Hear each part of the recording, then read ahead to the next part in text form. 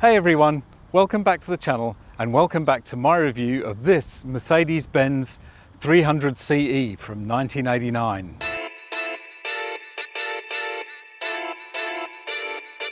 So if you're new to the channel, thanks for stopping by. I really hope you enjoy it.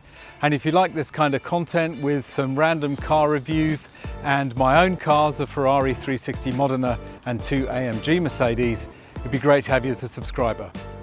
So in this video, we're going to have a look at this beautiful 300 CE from 1989.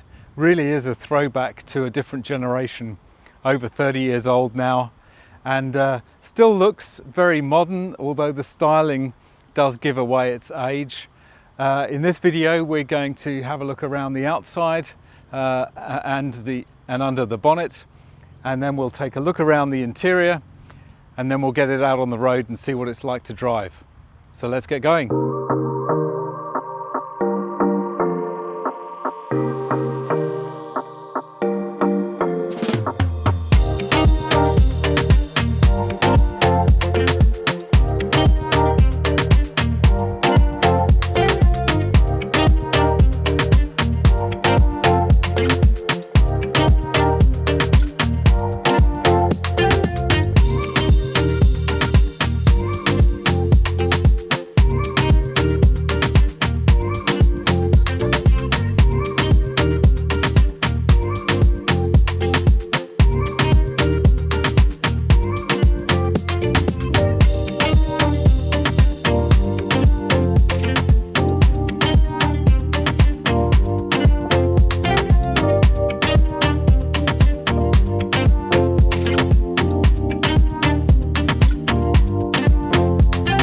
So this is the 300 CE from 1989, and it really is a very different look to the cars than the more modern cars that I've been generally reviewing on my channel.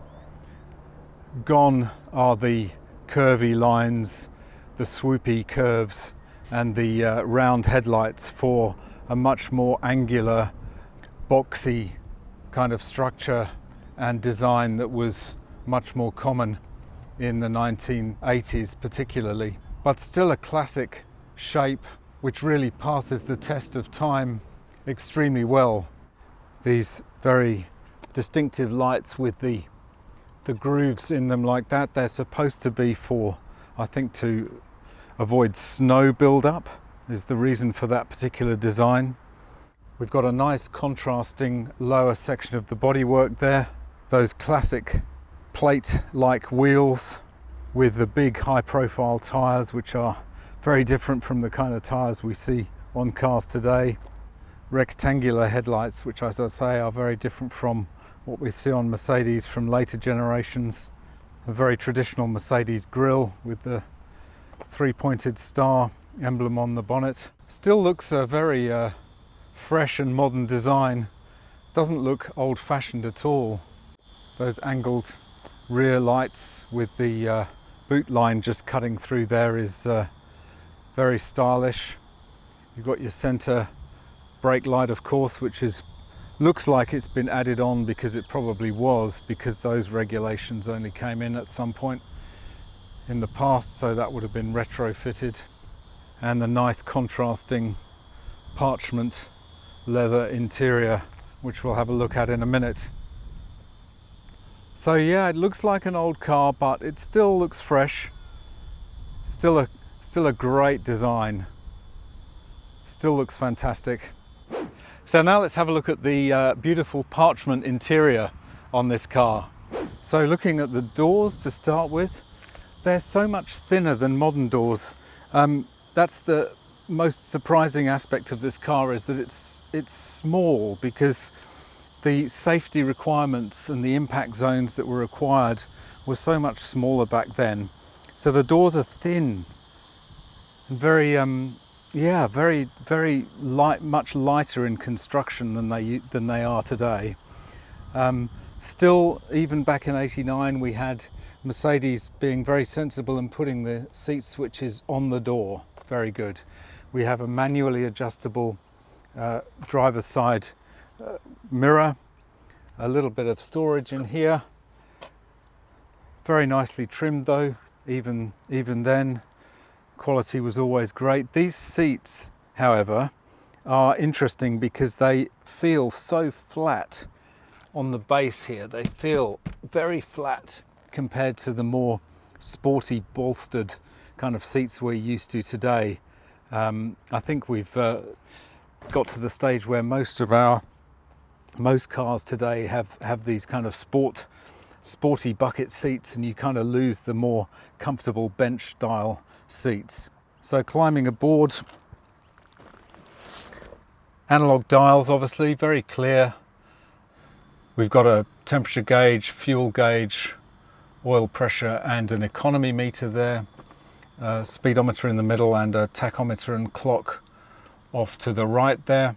We have cruise control here, and we have the usual Mercedes stalk, but it's on the other side from the cars of today, where it's now on the left. But this again is the lights, windscreen washers and indicators all on that one stalk.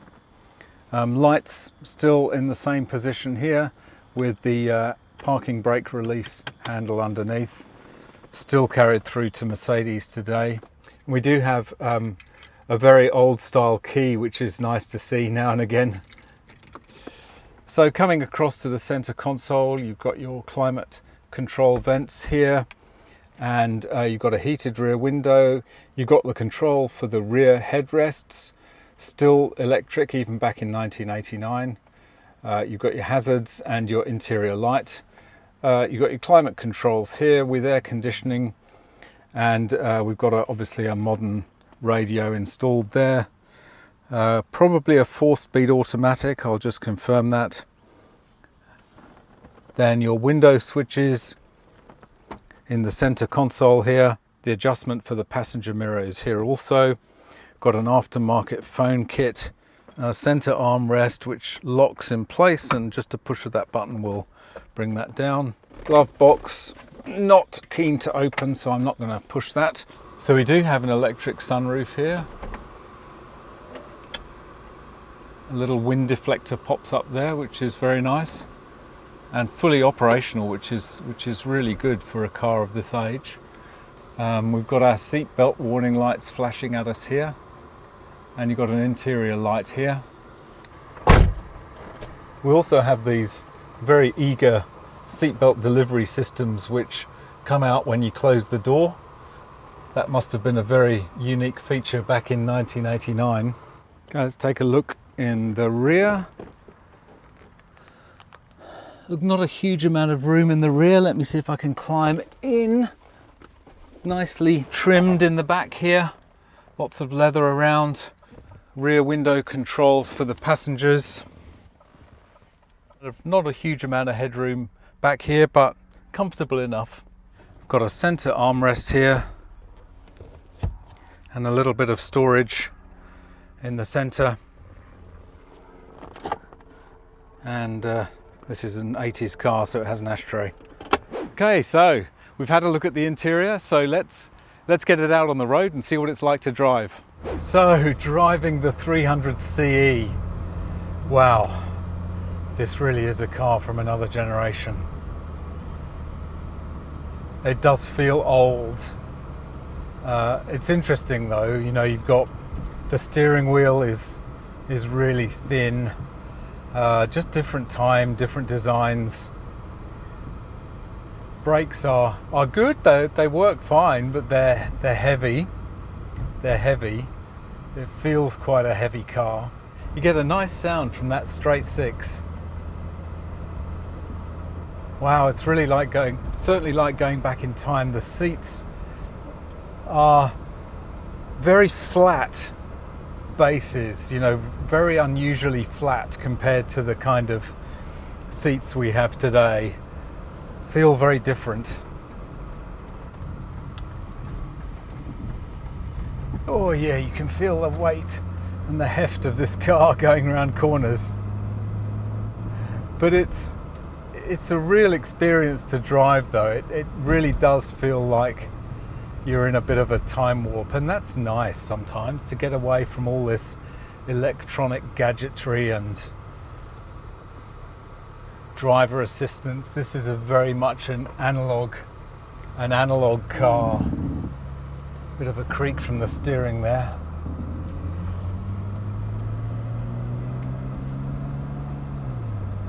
Yeah, mechanical, very mechanical. None of this automation that you get in modern cars.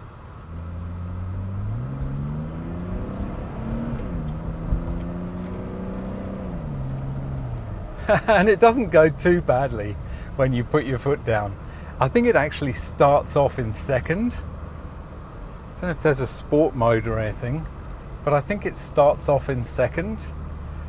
And if you kick down, it will go into first. So it doesn't use first to start from standstill. That's presumably an economy fuel saving measure. And you actually have to kick it down into first. That's funny. Yeah, aircon needs regassing. And on a hot day like this, it's really unpleasant. So I do like modern conveniences sometimes. There you go, it goes down into first and then into second. It's interesting when you pull away, it kind of rears up with the acceleration and pitches forward when you brake.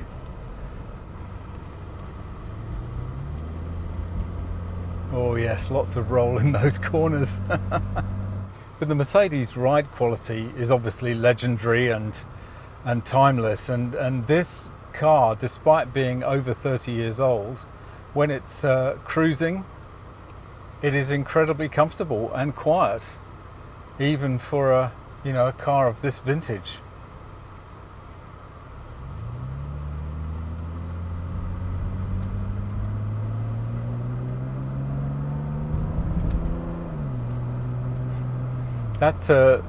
That straight six really does give a very nice exhaust note, actually.